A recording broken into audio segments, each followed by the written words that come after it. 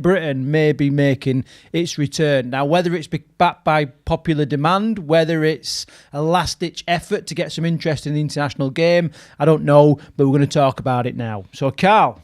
Yeah, tackle one then. Rumours circulating amongst the press that Great Britain is looking to return for the Ashes tour in 2025. I'll jump straight in.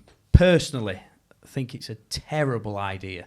We had Great Britain was revived, wanted for 2019 under Wayne Bennett. The tour went down under and went down. Yeah, it was a huge disaster, not just on the field, but I don't think the brand resonates with people any longer.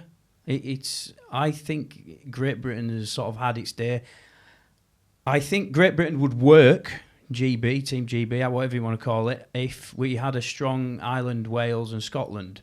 But we don't. We're essentially just rebadging England in a different kit. I mean, that's my opinion to jump straight in. I don't know how you feel about it.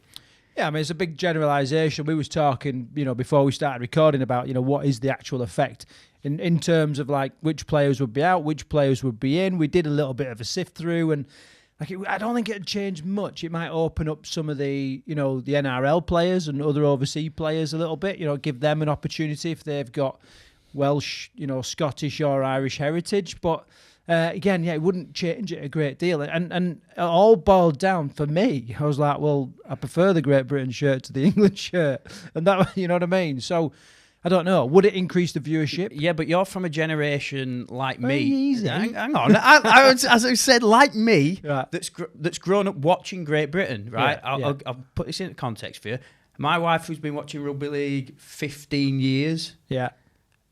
Hasn't got a clue. Doesn't get Great Britain, doesn't understand it at all. It's like when the last Great Britain tour rolled around, she was like, so who's this then? I was like, it's Great Britain. She's going, but is it just England? I was like, well, yeah, it's just England in a different kit. And she's like, I don't get it. I was like, yeah, but the brand of Great Britain's like better. She's like, no, England's better. What? Surely playing international, you want to play for England. So there's a big newer fans just don't understand it. And if you are just dressing England up in a different kit, it's completely pointless.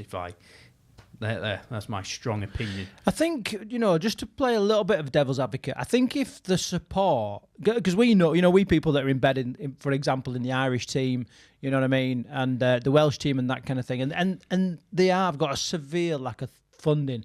The cost to get a player fully insured overseas to play a game is massive, and it's unworkable, and therefore to do it en masse for a whole team plus supporting staff, it just costs them out the game now. So if they had stronger support for those home nations, then I could see a stronger case for GB. Yeah, it's not there. No, Wales, Scotland, and Ireland, they can't afford to play. I'm led to believe that is the reason we don't see any international matches. That the cost is just ridiculous, insurance costs and everything else, absolutely insane. So, but yeah, I think if we're even talking about GB, we need to have a 10 to 15 year plan in place now.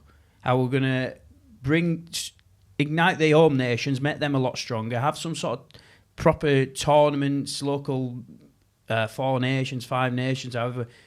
Really build the other squads up before we even look at having GB.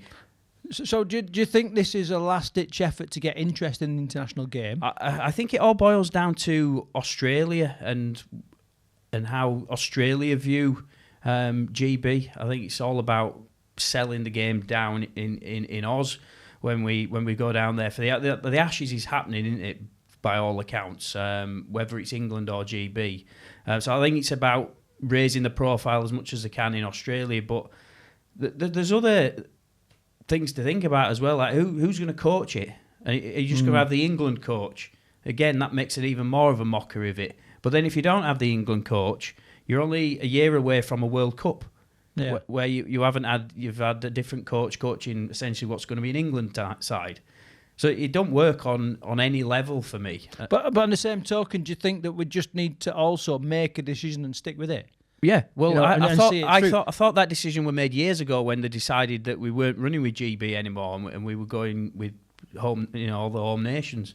But like we said, the costs involved just aren't making that possible at the minute.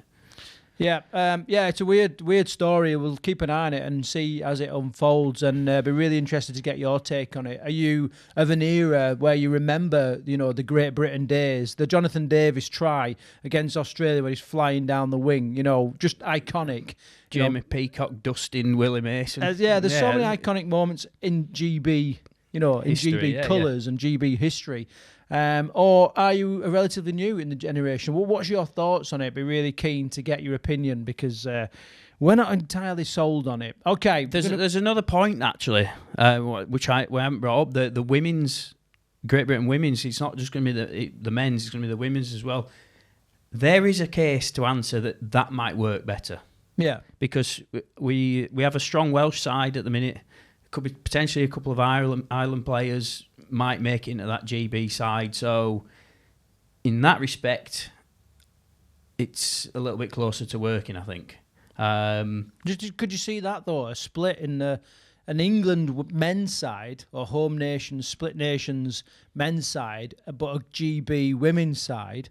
Could you see that?